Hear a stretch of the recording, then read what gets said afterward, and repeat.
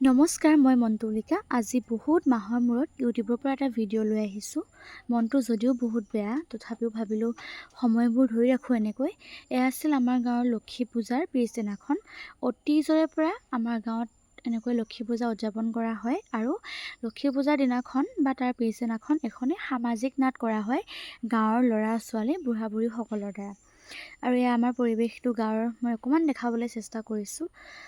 বৰষুণ পৰিছিল যিহেতু মানুহ অলপ কম হ'ল অইন বাৰতকৈ। যিহেতু আপোনালোকে জানেই আমাৰ মৰমৰ জুবিন দা, অসমৰ হিয়াৰ আমঠু জুবিন দা আমাৰ মাজত নাই।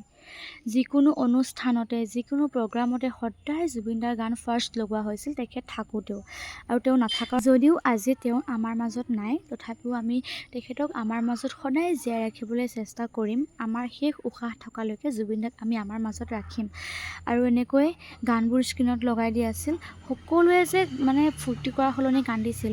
আগতে লক্ষী পূজাৰ নাটকত কিমান চিঞৰ বাখৰ উঠি পাৰে, কিন্তু এইবাৰ যেন একদম বহুত বেলেগ পৰিৱেশ। আৰু তেখেতক ধুনীয়াকৈ শ্ৰদ্ধা জনোৱা হ'ল। শ্ৰদ্ধাঞ্জলি জনালে ফুল দীপ পুষ্প দি এনেকৈ ধুনীয়াকৈ। আৰু দেখিছেনে মানুহবোৰৰ মুখবোৰ দেখিয়ে আপোনালোকে গম পাইছে কিমান বেছি বেয়া লাগি আছিল। আৰু ইফালে তেখেতক মঞ্চত ধুনীয়াকৈ শ্ৰদ্ধাঞ্জলি জনাইছে। আমিও সেৱা কৰিছোঁ মায়াবিনী গীতেৰে। তেখেতক সদায় আমি মনত ৰাখি যাম। কথাখিনি ক'বলৈ পৰা নাই, মোৰ বুকুখন এতিয়াও বিষাই গৈছে, বহুত বেছি বেয়া লাগি আছিল মনটো। তেখেতৰ ফটোখন এনেকৈ যেন চাব পৰা নাই, অকল মই বুলিয়ে নহয় সকলোৱে তেখেতক আমি এনেকৈ চাব পৰা নাই। তেখেতৰ ফটোত ফুল, তেখেতৰ ফটোৰ আগত ধূপ ধূনা, এইবোৰ যেন কিবা অকল্পনীয় কথা। আমিতো কেতিয়াও ভবা নাছিলোঁ যিজন মানুহ বুঢ়া হোৱা নাছিল সেইজন মানুহ মৰিব বুলি কেনেকৈ ভাবিব পাৰি।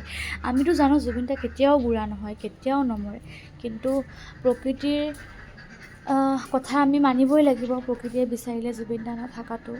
আৰু এইবোৰ সঁচাকৈ মই কথাখিনি ক'বলৈ পৰা নাই, মোৰ বহুত বেছি বেয়া লাগিছে। এইফালে আমাৰ ভূপেন ছাৰ, তেখেতেও কথাখিনি ইমান ধুনীয়াকৈ কৈ আছিল, তেখেতেও ক'বলৈ পৰা নাই, তেখেতেও বুকুখন খুন্দা মাৰি ধৰিছিল কথাবোৰ কওঁতে কোনোবাখিনিত। এনেকৈ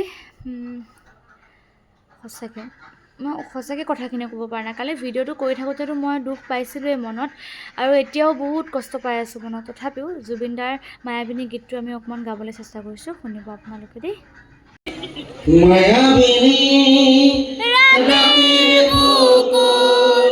দেখা পালোঁ তোমাৰ ছবি, ধৰা দিলা গোপনে আহি হিয়াৰ কোণত। তুমি যে মোৰ শুকান মনৰ নিয়ৰৰে চেঁচা টোপাল, নামি অহা বদৰে মোৰ দেহৰ প্ৰতি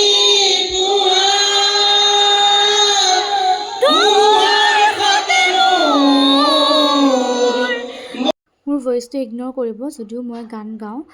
তেখেতে অকণ বেলেগ ওপৰৰ স্কেলত ধৰি দিলে গানটো, সেইকাৰণে অকণ মিলাবলৈ কষ্ট হ'ল। তথাপিও চিঞৰিছোঁ যিমান পাৰোঁ, গাবলৈ চেষ্টা কৰিছোঁ গীতটো।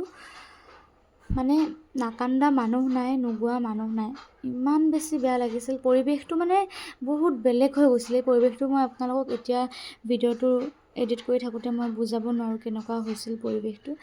যিয়ে নহওক, অসমৰ প্ৰতিখন ঘৰত, অসমৰ মানুহৰ প্ৰতিটো মানুহৰে হৃদয়ত জুবিন দা সদায় থাকিব, আৰু আমি জীয়াই ৰাখিম।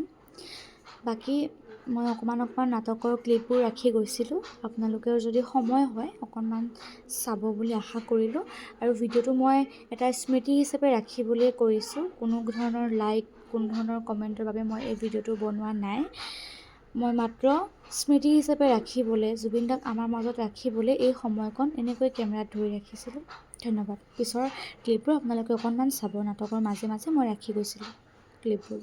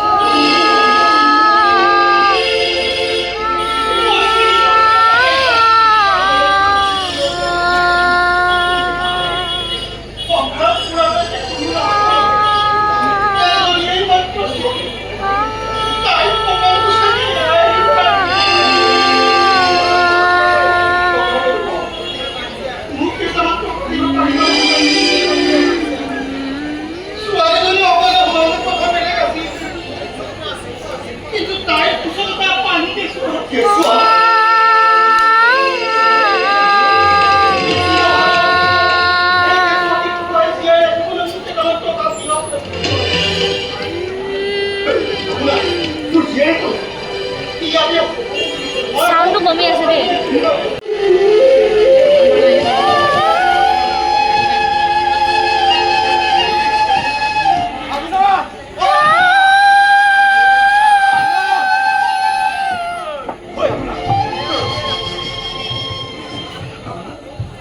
হামিং কৰ মই কি কৰিছো আবুলা কিয় এনেকুৱা কৈছে বাবালে কিয় মোক সম্পদত পেলাব নহয় ও নেম কা সিং আপ তুই মই এনে কৈ বুজা কি ভাষাৰে তোক মই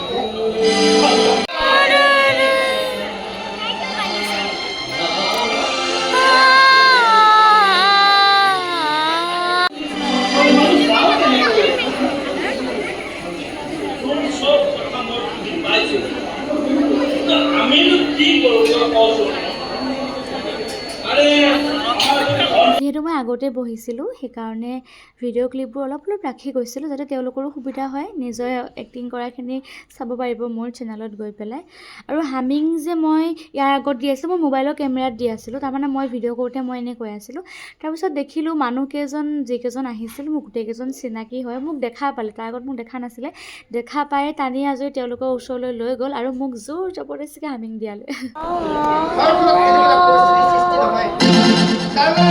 চিন্তা কৰিব লাগিব আমি অকণমান ধ্যান এতিয়া